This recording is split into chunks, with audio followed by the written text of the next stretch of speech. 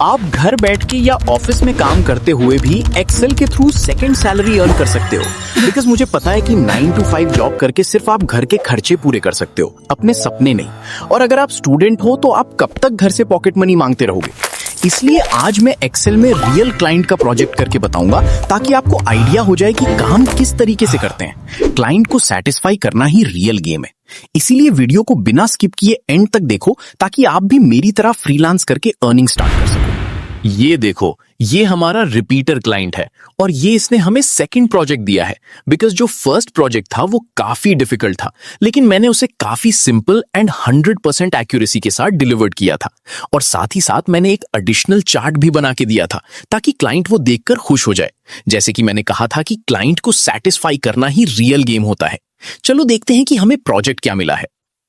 इसमें लिखा कि We appreciate your last work and that daily data was a compliment to us.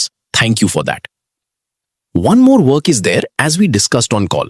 Here are those attachments. एक sheet में तो dispatch data है और एक में पार्टीज के नेम्स है। चलो मैं आपको क्लाइंट की रिक्वायरमेंट समझाता हूँ। ये है क्लाइंट की डिस्पैच डेटा की एक्सेल शीट और ये है रिक्वायरमेंट्स। हमें इसे बहुत अच्छे से समझना होगा, क्योंकि अगर हम क्लाइंट की रिक्वायरमेंट को फुलफिल नहीं करेंगे तो क्लाइंट हमें दोबारा से वर्किंग करने की डिमांड करेगा और बैड इंप्रेशन भी पड़ेगा आपके पोर्टफोलियो पर। इसीलिए हमेशा रिक्वायरमेंट्स ध्यान से पढ़ो और उसे समझो। तो फर्स्ट रिक्वायरमेंट है sort data by party wise from Jan 25 to Feb 26। इसका मतलब हमको डेटा को सॉर्ट करना है पार्टी वाइज। अब हम सेकंड रिक्वायरमेंट देखेंगे, add basic GST 18% total amount. मतलब कि जो मटेरियल डिस्पैच हुआ है हमको उसका बेसिक अमाउंट निकालना है, फिर उस पर 18% GST ऐड करना है और फिर टोटल बताना है। और थर्ड और लास्ट रिक्वायरमेंट है GST is not paid in June, July, August. इसका मतलब ये है कि जो पार्टीज की लिस्ट उन्होंने दी हुई है, उन पार्टीज ने जून, जुलाई और अगस्त के मंथ में GST पेड नहीं किया और वो पार्टीज की नेम की PDF ऑलरेडी हमको क्लाइंट ने दे चुका। ये देखो, मैंने साइड में वो नेम्स को कॉपी पेस्ट कर दिया ताकि हमें सॉर्ट करने में आसानी हो जाए। हमको वो भी अलग से सॉर्ट करना होगा। ये देखो, PDF के एंड में भी क्लाइंट ने सेम चीज मेंशन की है। तो अब हमने क्लाइंट्स की सब रिक्वायरमेंट्स को समझ लिया है। तो चलो अब हम वर्किंग स्टार्ट करते हैं। सबसे पहले एक न्यू शीट ऐड करेंगे, फिर इसका नेम दे देता हूं फाइनल और टैब कलर में जाके येलो चूज कर लूंगा।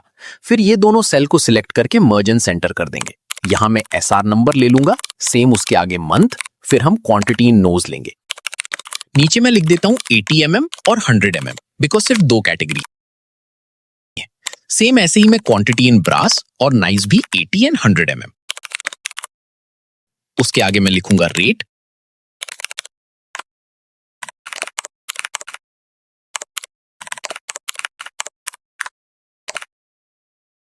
और फिर अमाउंट, और अमाउंट के कॉलम में लिखूंगा 80 एंड 100 mm।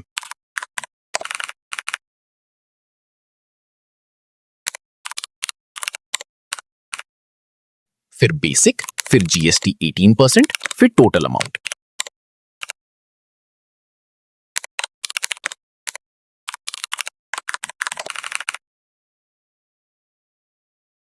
और अब मैं मंथ डाल दूंगा।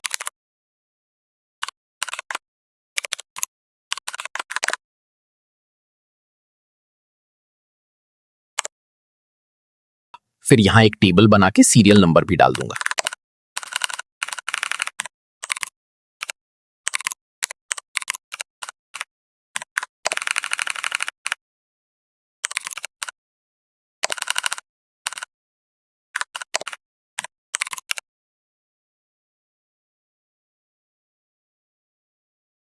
फिर यहां रेट डाल दूंगा।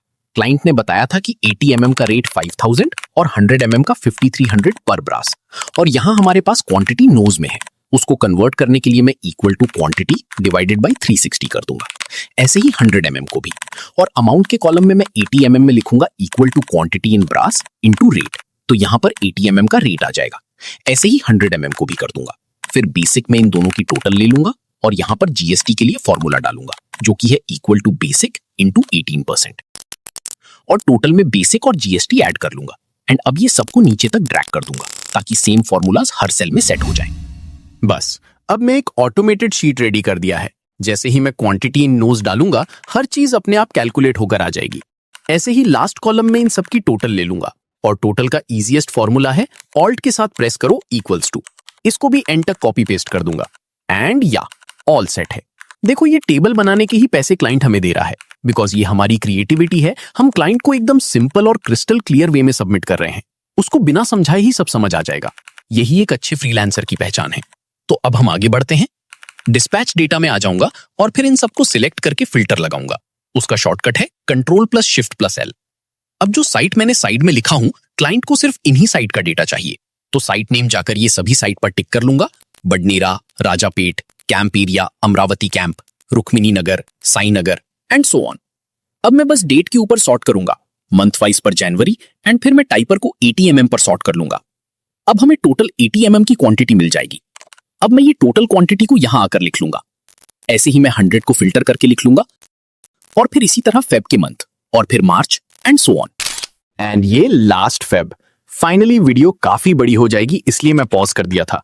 एंड आप देख ही सकते हो हमारा डिस्पैच डेटा जैसा क्लाइंट ने कहा था वैसे ही रेडी है। और एक चीज यहां से मैं जून, जुलाई, अगस्त का जीएसटी डिलीट कर देता हूं एज पर क्लाइंट रिक्वायरमेंट, और इनको लाइट कलर से हाईलाइट कर दूंगा ताकि समझ आए क्लाइंट को। एंड या finally we are all set. एक बार हम सब रिक्वायरमेंट्स फुलफिल हो गई क्या चेक कर लेंगे। फर्स्ट हमने पार्टी वाइज फिल्टर करके ही चूज किए। सेकंड हमने बेसिक और जीएसटी और टोटल अमाउंट भी ले लिए। एंड लास्टली हमने जीएसटी इस मंथ का ऐड नहीं किए। तो आप देख ही सकते हैं कि इसे किस तरह से मैंने काम किए। और हाँ, प्रैक्टिस के लिए डिस्क्रिप्शन में शीट की लिंक दिया हूं, बस उसमें मैंने सिर्फ 5 पार्टीज रखा हूं। तो आप जाओ और एक बार एज इट इज ऐसा टेबल बनाओ ताकि आपको भी समझ आ जाए कि थोड़ी मेहनत लगेगी बट काम बहुत आसानी से हो जाएगा। और वीडियो को जरूर से लाइक कर दो, और इस चैनल पर मैं डेली न्यू एक्सेल के शॉर्टकट्स, फॉर्मूलाज अपलोड करता हूं, तो सब्सक्राइब करना मत भूलना। और प्यारा सा कमेंट कर दो सेकंड सैलरी, ताकि आप भी जल्द से जल्द अर्न कर सको। और होमवर्क करे बाद मुझे टोटल अमाउंट कमेंट करो, मैं खुद चेक करके आपको बताऊंगा सही है या नहीं।